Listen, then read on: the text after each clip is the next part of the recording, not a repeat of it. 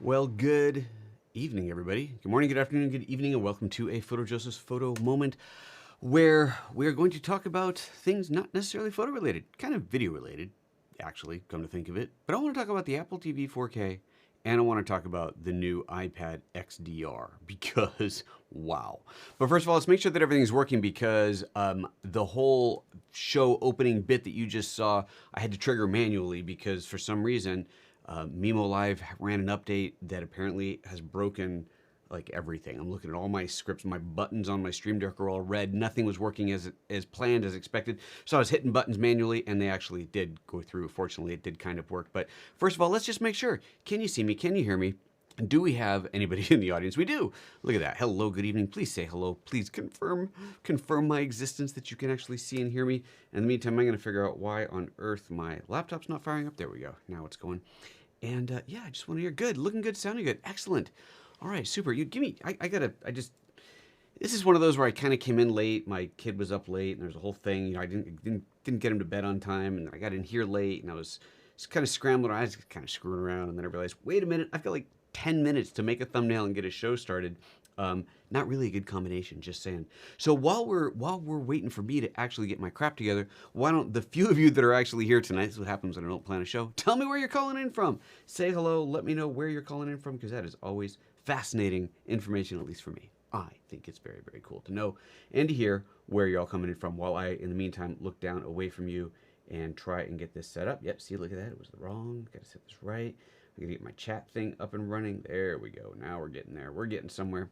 Got to launch the Chromes and got to get that up and running. Oh, you know what? I'll bet I didn't set this thing to super fast, real time, whatever you call it, which I'm sure I can't change now. Nope, it's on normal latency, not ultra low latency. Darn it. Which means you guys are like a minute behind me right now. Super bummed with that. Los Angeles, we have somebody from the LAs in here. Awesome. Very good. Very good. Where else are you guys calling in from today? I promise we'll get there in just a moment. I just got to get the other computer set to the right account, switch account, YouTube Live account. Got to get that up, get the chat up, and then, ooh, actually, I don't know. Maybe the chat thing's not going to work because my other keyboard shortcuts are all broken. Yeah, it's probably not going to work. It's probably a total waste of time right here. But I'm going to try because it's what I do. So we have like one person who wants to tell me where they're from today. That's fabulous. Nobody loves me. No, we'll get there. We're getting there. We're getting there. All right, here's the right show. Okay, I got to get into this. Open this, get the right link, go to this thing. So what I'm doing is opening up this show on my laptop, which I then go full screen. There's the replay, which I then go, Aaron's here. Hello, Aaron. Which I then go full screen on the chat, pop out the chat. Okay, we're almost there. Take that up to full screen, go 150% because that is my scale of choice. And now let's see if there's any chance this is actually working, but I already think it is not going to work. Because, yep. Hey, Aaron, you're using, no, you're not using Mimo. What am I saying? Mimo did an update and all of my endpoints broke. For some reason, none of my shortcuts work right now. So I can actually do this. Let's see here. I can pull it up on Mimo itself, but I can't use my Stream Deck, which is kind of a problem. I don't even know which it is. iPad screen, Mac OS screen, no. Start count, no. Chat on. There we go. And, oh, look at that. Even that's not working. Nope. Everything is broke. Well, there you go. We're not getting a chat today. That's just all there is to it. Okay. Aaron says he's dropping in late for what appears to be the beginning of the show. You got it. It is the beginning of the show. We won't be here for long. Chris is in Chicago. Reluctant Lutte is in Los Angeles, and nobody else wants to tell me where they're from, and that's okay. So let's just talk about what I wanted to talk about with these two new products, which aren't major topics. These aren't going to take very long, but I think these are interesting things to discuss. First of all, the Apple TV. Why I think this is really, really exciting and where it is definitely missed the mark on one thing, but there's hope that it's going to hit in a software update. So first of all, let's talk about what is exciting. HDR on YouTube. They didn't even mention that in the keynote, but it does say it on the web page that they are going to have HDR support for YouTube. So thank God, finally, as someone who creates YouTube content, in HDR, it's kind of important to me that that can be played through the Apple TV, so that is coming. So thank goodness for that. You would think that's the kind of thing that would come in a software update to the other ones, but maybe not, who knows. All right, I gotta shut off those windows. I got all these windows open that are freaking out because of the stuff that's not working. Great. So that's number one, which is very exciting.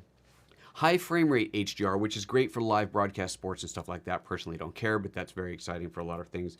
I do think the AirPlay, the HDR 4K 60p over AirPlay, that's cool because those of us with iPhones that will shoot in HDR in 4K 60, it's great to be able to play that over AirPlay. I think that's pretty cool. You know, not exactly game changer, not the kind of thing that I'd run out an update for, but nice to have.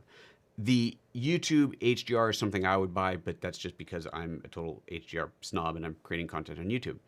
But the feature that does really excite me is the whole color screen calibration thing. You guys, if you watch the keynote, you've seen the thing where they hold up the camera to the TV, the front-facing camera to the TV, and it does a whole color calibration thing, and then it adjusts the output from the Apple TV so that what is ultimately coming out of your television is accurate. That's insane.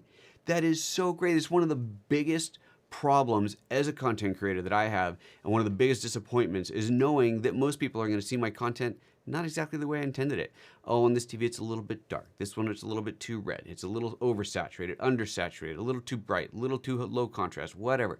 The fact that it's going to calibrate for that is insane. And if you haven't seen this, the way that it works, as I understand it, the Apple TV, of course, has no control over the television itself as far as its colors. So whatever you have your colors set to, that's fine. I mean, hopefully they're reasonably accurate or at some default, that's fine. But then the phone will trigger the phone will read what's on the screen, but it tells the Apple TV to play color patterns in various colors, and the phone knows what those colors are supposed to look like. And it goes, okay, this should be this type of red and this type of blue and this black level and so on. And what it sees when it doesn't match that, it says, okay, hey, Apple TV, you need to goose the reds a little bit to compensate for the low reds over here. We're going to pull down the saturation a little bit. We're going to raise the black point and make all these adjustments so that what actually comes out of the TV looks right. I think this is huge. I am super excited about that. Obviously, we'll see how well it works, but wow, I'm crazy excited about that. So that is where I think it really, really hits the mark, and I think that is awesome. Where it doesn't hit the mark, but again, this should be coming in a software update, one hopes, is 120 hertz. And here's why this matters for anyone who's not familiar with why this is really important.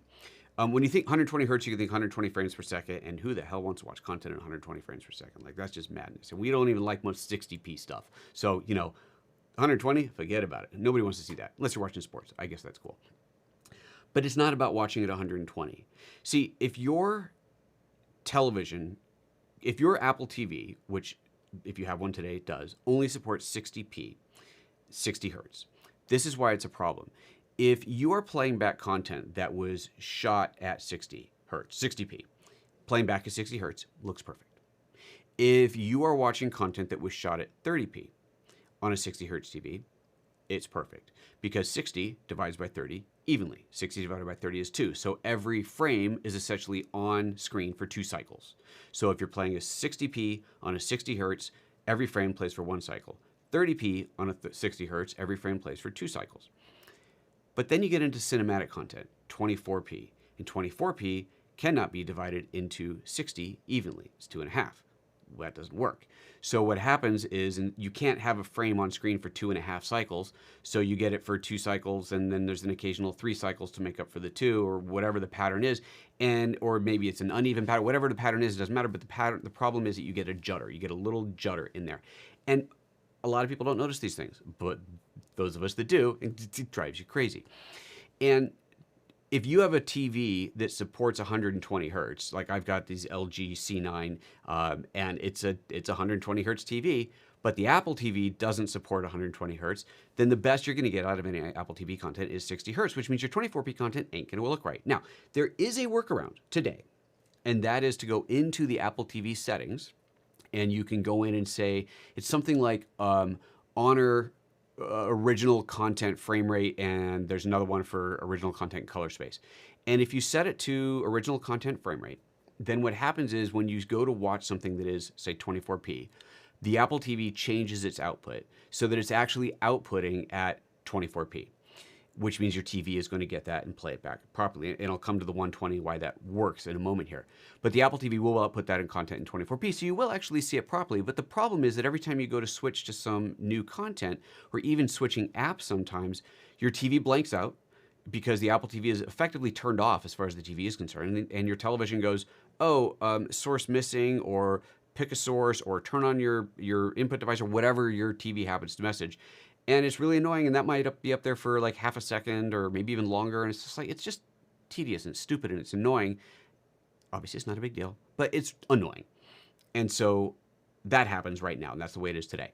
Okay, with 120 hertz though, this works perfectly, because 120 hertz, you can divide 60 into 120, so that's 2, 30 into 120, or 24 goes into 120, 5 times.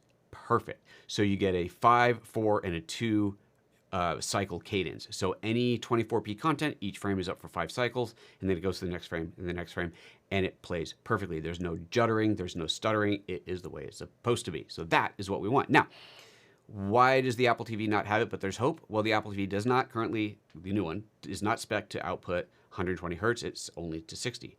However, it does have HDMI 2.1. I hope I got that right. Yes, I got that right. HDMI 2.1, which supports 120 hertz. HDMI 2.0 only supports 60 hertz. That's what the Apple TV has today. So Apple TV 4 HDR, whatever the hell they're calling it, 120 hertz, not necessarily there yet, but the hardware, HDMI 2.1, will support it. Plus, apparently, developers have seen references to 120 hertz in the code, and so there is a pretty strong reason to believe that we will get it in a software update in the future. And who knows, maybe even at launch, they just didn't want to talk about it yet. But that's the way it is today, and fingers are all crossed. Okay, with that rant out of the way, let me take a look at what's going on in the comments, and then I want to talk about something with the iPad that I'm very excited about as well. Alrighty. Let's see. I wish I could put the comments on screen. I guess I could do the old-fashioned way. Wait, no, I can't. I can't do anything. Like, everything is broken right now. Yeah, sucks. Oh man, I gotta fix it. This is pissing me off. Hopefully it's just a relaunch thing, but I think, because Mimo, I ran an update, and I forgot that I ran an update, and nothing works right now, so I'm blaming the update. Anyway, Michael Ball says, that feature works on existing Apple TVs. I think you're probably talking about what I was talking about with having to switch it manually. I'm going to get a new one since I still have a 3rd-gen Apple TV. Cool. Cool. Michael, I don't know if you're talking about when you say that feature works on existing. You're talking about the color thing? If you're talking about that, then that would be crazy cool. I missed that. Reluctant Luddite says, I professionally calibrate my brother's TV so it was true to life. The next time I visited, he had set it back to vivid mode. Yeah, see, you can't. It's very sad. Ant, buddy, what you doing here? I think I'm the only person on the planet that doesn't like 24p. Give me 60p for everything. That's funny, which is totally fine. But if you are viewing content that was done in 24p, you don't want to watch it on a 60 hertz screen because you'll get the juddering. And that's not cool. It is not fun. It is not cool. Michael says, everything is broken is exactly how I feel when starting class sometimes. I don't know what happened. I mean, obviously it's my fault for not testing things after an update, but you know, I had work to do today, man. Yeah, oh well, what you gonna do? Bring on summer? Okay, cool. All right, so now let's talk about the iPad XDR. I know it's not what they're actually calling it. iPad 12.9 inch with the HD, whatever. It's the iPad XDR. So it is the same nit value as the XDR display, right? It's 1000 nit sustained, 1600 nit peak brightness. That's insane. That is a lot of brightness, and that is an incredible HDR screen. And I know that for most people, the XDR display at $6,000 is a ridiculously overpriced monitor. And if all you're doing is watching YouTube videos and surfing the web and even doing photo editing, it's totally overkill. You don't need it. Even if you're doing video editing, but you're only editing in SDR, sure, it's nice. I mean, it's pretty. It does make your photos and your videos look better, but you don't need it. But if you're doing HDR and you do want to not have to do this to a reference monitor every time you are doing anything in the color grade, and you want to actually see the image on screen the way that it's going to be presented, then it's invaluable. Okay. So at $6,000, you go, that's a lot of money to say, oh, look, you don't have to do this. But it's more than that, because the XDR display really, truly is as good, in some cases better, than the monitors, the reference monitors that cost like $40, $50, and up $1,000. So it's actually, for people in that part of the industry, it's actually a bargain, which is kind of ridiculous. Okay, so that's the XDR display. But now you've got an iPad XDR, a 12.9 inch display obviously smaller than the big 31 or whatever inch XDR, but it's the same brightness. It's got the same color tech, and it's actually got the micro LED, so it has more higher. I don't totally understand exactly how to describe this, or I would, but the micro LEDs are smaller LEDs. You have more control on a localized level of the bright and spot areas. Let's just put it at that. So let's call it more accurate at a finer pixel level. That's probably a crappy way to explain it, but that's how I'm going to explain it. It's as good as the XDR display, or in some regards, actually better. And this is a, what I think the cheapest one is like $1,300 or something like that. If you could, and here's the big gotcha, if there's a way, whether it's a third-party thing or Apple just lets you do it, if there's a way to turn that into an external monitor, forget about using the iPad as an iPad. All I care is that it becomes an external monitor. I can now take a computer and do because remember it's got Thunderbolt, it can go a Thunderbolt cable from the computer into the iPad and treat the iPad as an external monitor for working in Final Cut, and you get true HDR on that. Are you kidding me? You have a laptop and a this thick HDR display that can fit into your bag. Oh my God, that is incredible. Now, as it stands, doing editing on it using LumaFusion, which does have some HDR support and more is coming, is in itself absolutely incredible. But to be able to use it as a full screen reference monitor attached to your computer, now that gets really interesting. It brings the cost of this down so much. And you went from $40,000, okay, it's smaller, but you went from like a $40,000 display to a $6,000 display, now to a like what, $1,200, $1,300 display, whatever it is. Ooh, that's pretty cool. So that's why I'm excited about that. That's what gets me excited. Okay, into the comments, Michael Ball, I meant color calibration. Yes, that's crazy cool. That if color calibration is supported on the current Apple TV, that is awesome.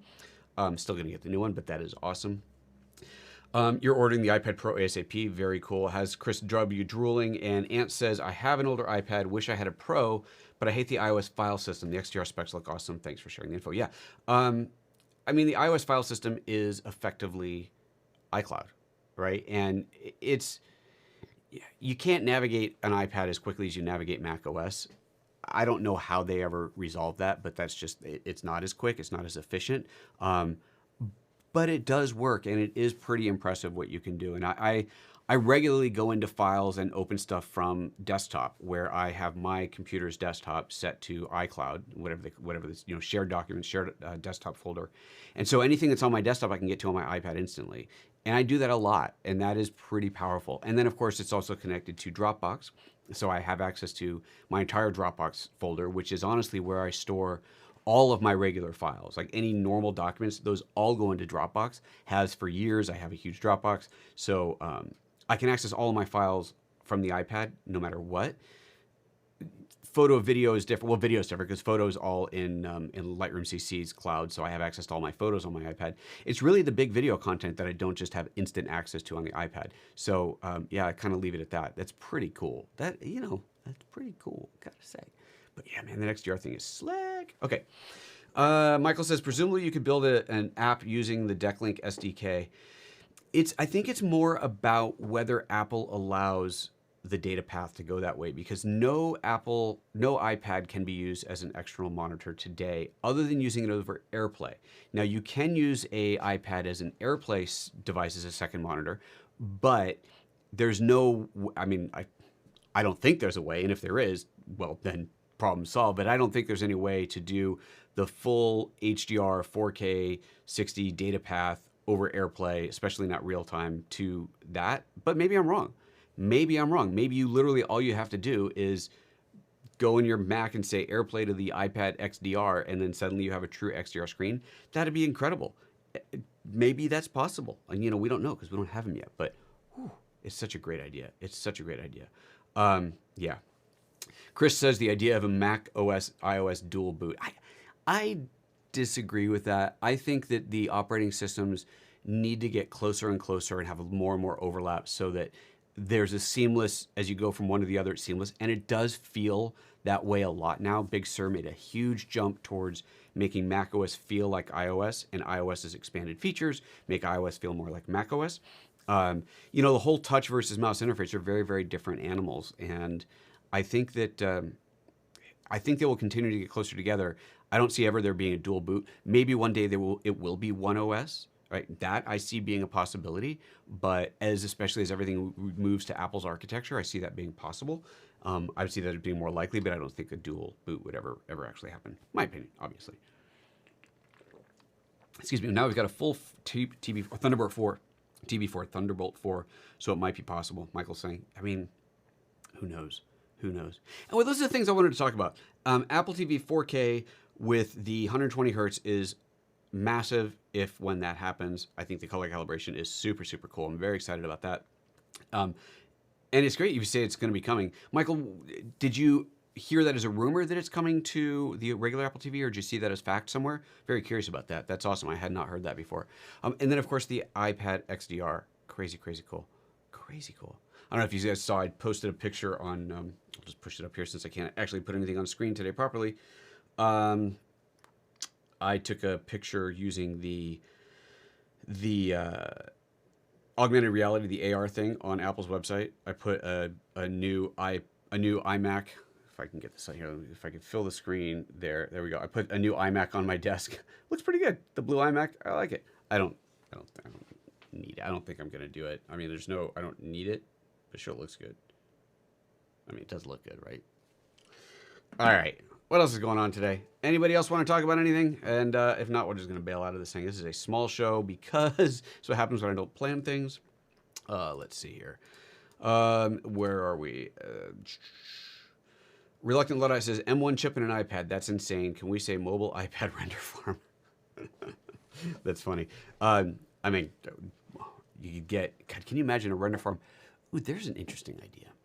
You could take something the size of a Mac Mini, which when we saw the inside, the breakdown of the M1 Mac Mini, it's basically air because the M1 chipset is such a small little thing. I wonder how many you could put into that thing. And who cares if you had to put a big fan on it and make it loud? How many M1 chips could you put into a Mac Mini size case and you'd have a render farm this big? And you just plug that in somewhere and just off. That'd be kind of cool. I like it. Neat. Michael says, also the way to think of it, every square of 550 pixels is backed by a single mini LED. Every group of 4 mini LEDs can be controlled to create 2,500 local dimming zones. Dimming zones is the word that I was looking for, that I knew it heard, but I could not remember for the life of me. Thank you, Michael Ball. That is exactly the case. It is. Those micro LEDs are insane. What was the number? I forget now. It was some insane number of micro LEDs that are in an iPad. You're like, wait, what? It's kind of crazy. Michael also says, I heard color calibration new from ATP and Upgrade Podcast, trying to find the source. Okay, cool. Thanks. Yeah, it'd be awesome to know if that actually is fact. That'd be very cool. All right. It's that kind of a day. What do you guys, is there anything else you guys want to talk about? You guys want to know others? We're going to bail out of this one early today just because I'm like, half of me is just ultra annoyed that nothing's working. And so I want to just go figure out why. I'll start by just relaunching and seeing what happens. But right now, nothing works right, and it's pissing me off. Plus, I've been talking all day today, I feel like. All right. I'll give it a minute since everything's a minute behind because I forgot to hit the ultra high speed, whatever you call it, low latency. 10,000, Michael Ball says, 10,000 micro LEDs. That's nuts. Reluctant says, and when your Mac Mini farm isn't rendering video, it could be mining Bitcoin. Doesn't that need GPUs? I don't know. Doesn't that need GPUs, not CPU? I don't know. I don't know how that whole thing works. Probably should get into that. Hey, who's going to make an NFT? I started down the process of setting up a whole thing. I want to try selling some art as NFTs. I have to finish doing that. I don't know. Chris says, I'm more than pleased with the iPad Pro 2020. Oh, it's amazing, isn't it? With Sidecar as a second monitor, but the 2021 with 16 gig RAM just seems insane. Yeah, this new one is pretty cool. I will say I'm a little bummed that the iPad, it's only the 12.9 iPad, 9-inch iPad that has the XDR, because I prefer the smaller one. I've got, right now, my kind of throw in my bag, not that I'm traveling, because who can travel, I bought a MacBook Air, the M1 MacBook Air, because I wanted to see what it is. What is this screen? This is 13. This probably is 12.9, come to think of it. So I guess the iPad 12.9 is probably the same size as the iPad Air, which I like the smaller, this is the 11-inch, whatever, iPad Air. I like the smaller one. I wish that this one was going to be XDR. I don't really need it as a bigger one. I like the smaller one. So that's kind of annoying. Anyway, so yeah, so there's that. Who knows? Okay, let's bail out of this thing. Ant prefers smaller too. Michael says, can't wait until the 11-inch Pro comes with an XDR display. 2018 is still going strong, and I like the small size. Yeah, see? Yeah, agreed. Okay, let's get out of here. It's just one of those kind of shows, isn't it? I love y'all. Thanks for coming in today. That was awesome to see you. I'm going to hit my show close button, and nothing proper is going to happen. So I don't even know. But hey, thanks for tuning in. See you guys next time. Bye-bye.